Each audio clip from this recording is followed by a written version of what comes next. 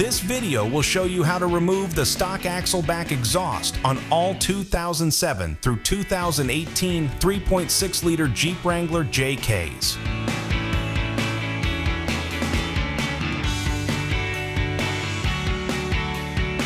So our first step is going to be to loosen up our clamp on our axle back piping and our over the axle pipe.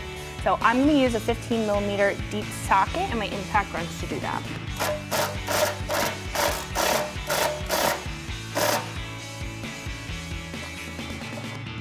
What we can do next is remove our exhaust hanger from the isolator here. I'm going to use an exhaust hanger removal tool. You can use a pry bar, but this is a little bit easier and you can find this at your local auto parts store.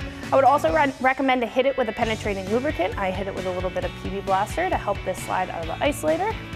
Now we can go ahead, move that up and out of the way, and then we can do the same thing for the other side.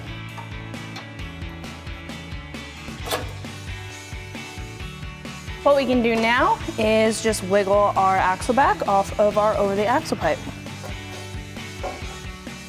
Thanks for watching, and remember, for all things Jeep, keep it right here at ExtremeTerrain.com.